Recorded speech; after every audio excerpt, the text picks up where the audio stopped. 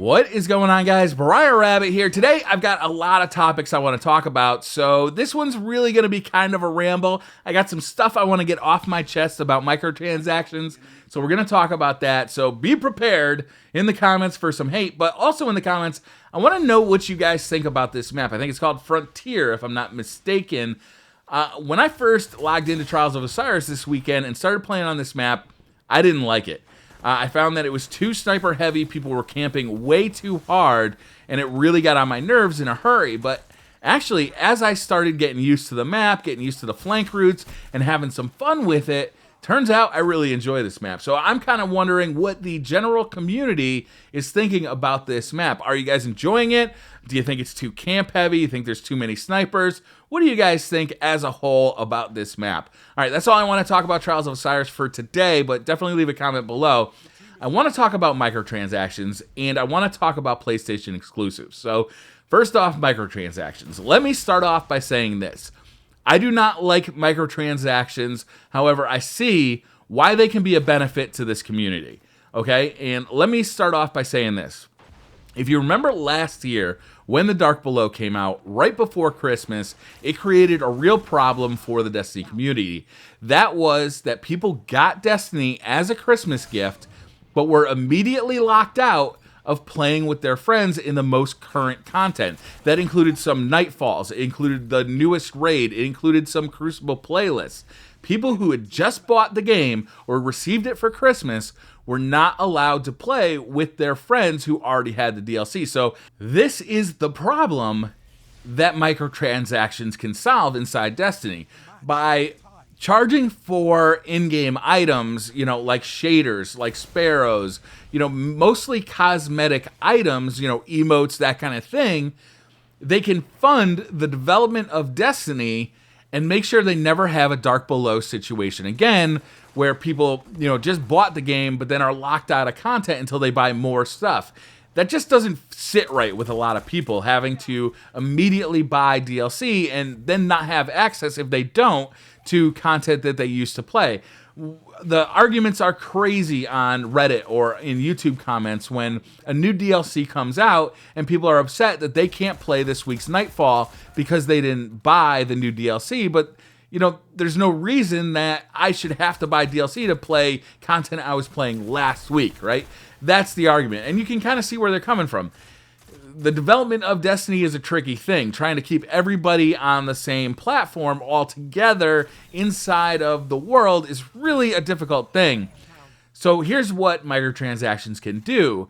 By funding the DLC with microtransactions instead of charging $20 or $30 for it, giving away the DLC basically for free, paid for by microtransactions, can keep the entire community together playing the same stuff. And that is the benefit of microtransactions in Destiny.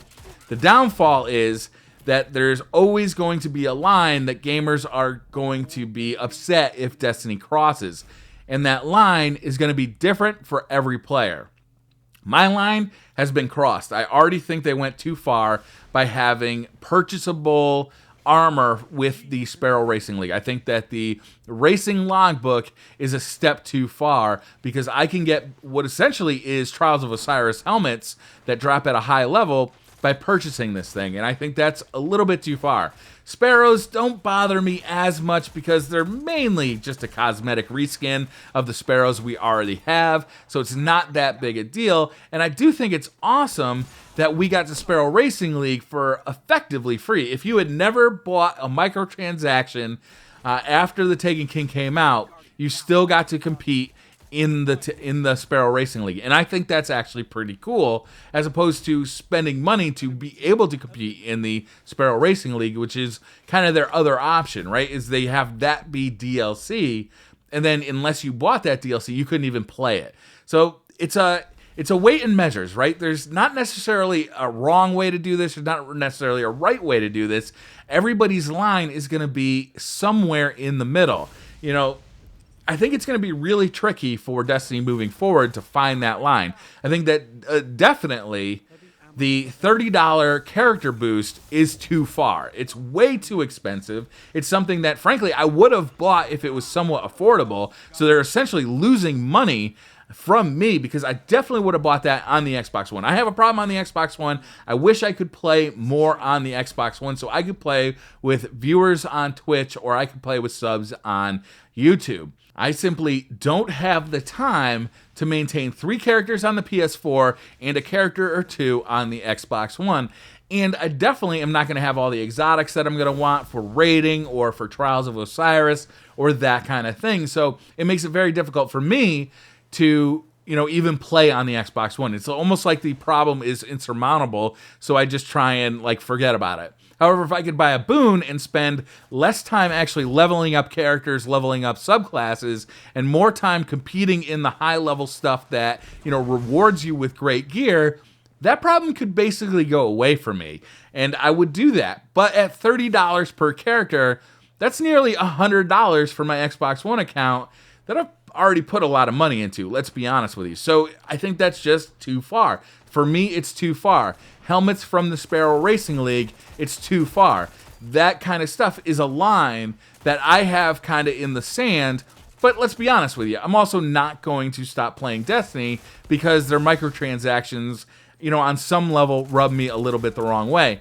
I really enjoy playing Destiny. I really love Trials of Osiris. Trials of Osiris is my favorite way to play multiplayer gaming right now. I love doing the raid. I love doing the raid on stream. I love the Destiny community. And even the Destiny community, right?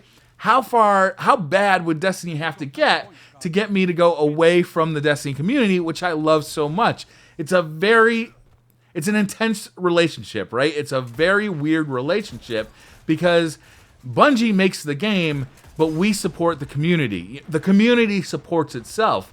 And, if Destiny just went away, I don't know what would happen to the Destiny community. It'd be a very strange thing. So I know this is a controversial topic. I understand a lot of people have varying viewpoints on what microtransactions' role in Destiny should be. Some people are just going to say it shouldn't be there at all. It should just go back to the DLC model we had in year 1. Other people really didn't like that DLC model and are okay with the microtransaction model. So I kind of like to know in the comments below what you guys think about microtransactions moving forward in Destiny. But I want you to keep it respectful. I really do. I don't want this to become a flame war about microtransactions. I want to know what you think, but keep it civil down there because let's not get out of hand about this stuff. Understand that everybody is approaching this from the same point of view. They enjoy playing Destiny. They want to continue to play Destiny. They want new content, but they're definitely scared about what the future is going to bring. So that's going to do it for this one, guys. Thank you very much for watching. Hit that like button if you like the video. Hit subscribe if you're new to the channel, and I'll see you next time.